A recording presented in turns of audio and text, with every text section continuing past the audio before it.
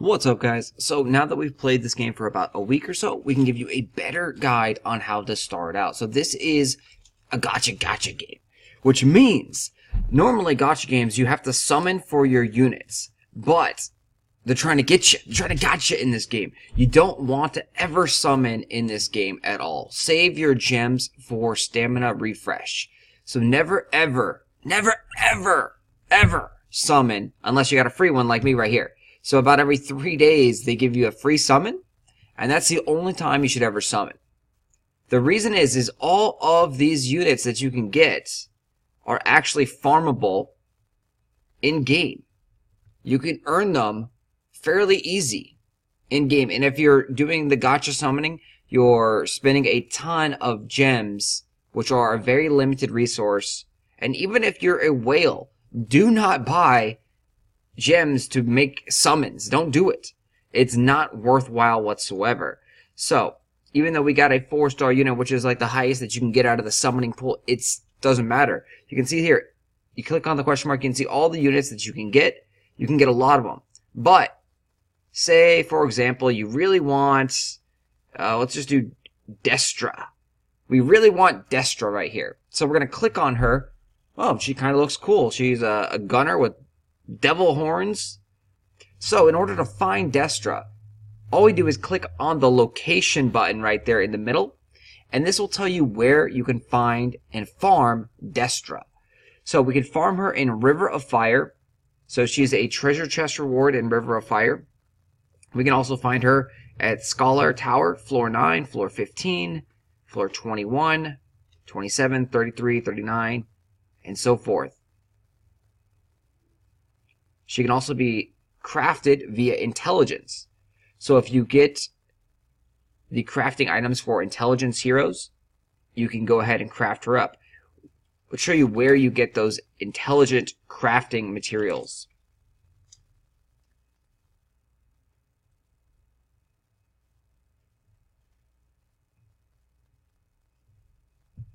So coming into the Weeping Cave, you can see over here, you click on the blue one, Gateway of Intelligence.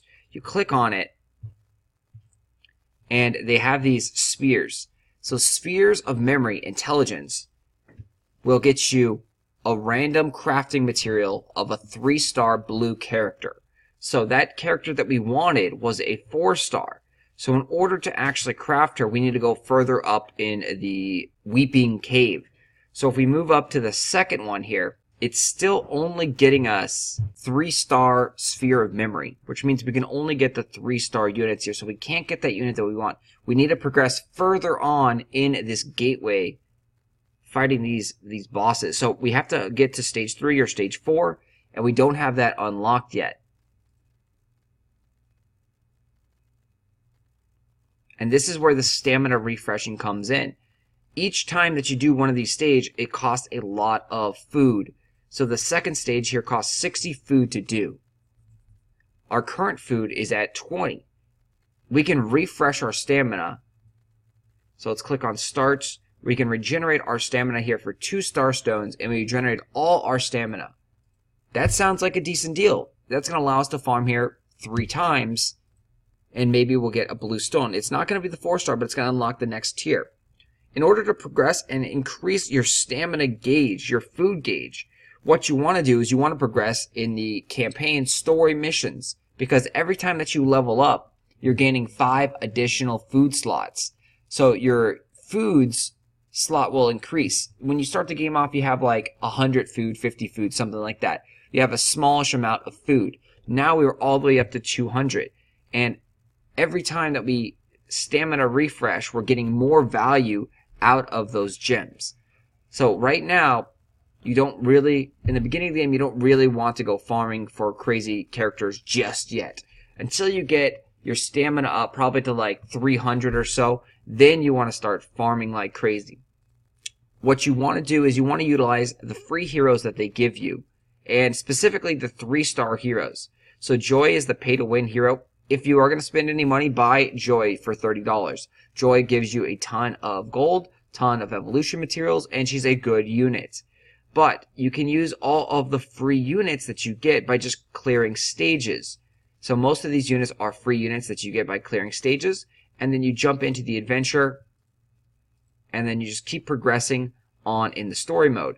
Progress all the way farthest you can through easy mode, continuing to leveling up the characters that you have. And then when you can get into normal mode, start doing that on normal mode. And in normal mode, you're going to be able to actually farm 3 and 4 star characters. So the very first stage here in normal mode, you click on it, you'll see there's going to be some rewards. There's also one-time clear rewards as well. So as you progress in these story modes, you're going to get free gems and free heroes as well. But in this mission, we have the chance to get a Goblin Overseer, which is a 3-star unit. We can also get a special crafting material for Mogandal. So if we wanted to build up a Mogandal, we can get that crafting material. We can also get the crafting material for Gatapa. So if we wanted those 2 units and we wanted to train those units, we could farm this stage and we can get those materials. We can also get character XP, some little spirit fire, which is EXP fodder. You can get dimensional crystals, you can get void dolls, all these things that you're going to be using to evolve and level up your heroes.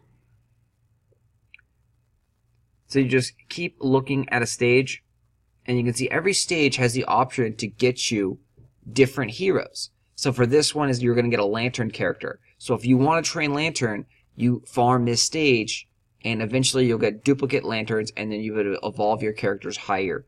After level 100, you don't need any of the yellow dimensional crystals anymore. All you need is duplicate characters of that same character. So in order to get higher, so we're at 151 on Blaze, we need a duplicate Blaze to make him higher. Every time that we give one duplicate character to a 3-star unit, you gain additional 10 levels that you can go up, and you can train your guy. If you do that on a 4-star unit, you gain 20 levels. So Joy is a 4-star unit, and she's already up, you can see, +4, so she's at 177. While you're doing this grind, this farming, progressing as further in you can in the story missions, you're going to level up heroes. When they max out, and if you can't evolve them, you don't have the correct heroes to evolve them, swap them out with different heroes to train them. You don't want to waste the experience points that you're getting. So some of these guys we may not even want to use, but we are just training different heroes, getting them up to level 100. You can see we have a couple heroes that are, maxed out or very close to maxed out. And they have these up arrows on them. And the up arrows represent that they're maxed at their current level and you need to upgrade them. We don't have any more Duchinia, and so I can't make him +3, get him to level 30. I could go farm for more of him, but I haven't had the time or the energy to go do that. And same thing with Stara. Stara is a very good free healer that you get in the beginning of the game. Don't throw away your units. 3 and 4-star units, do not throw away those guys. Again, just simply click on location and you can see where you can find them. Alright guys, hopefully that helps you guys out. I will talk to you guys later. Good luck. Phantom's Chaser is a cool game, but it's got a lot of quirks to it. So hopefully they do make it better.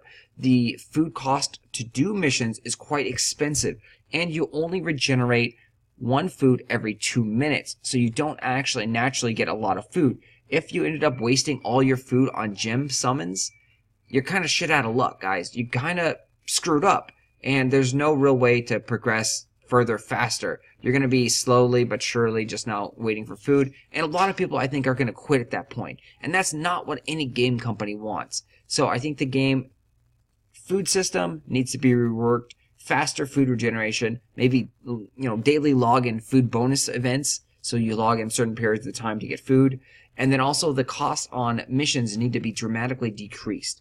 It's crazy seeing missions that cost upwards to 80 to 100 food for one time when we only have, at my level, which is like 35, 36, 200 food in our maximum stamina.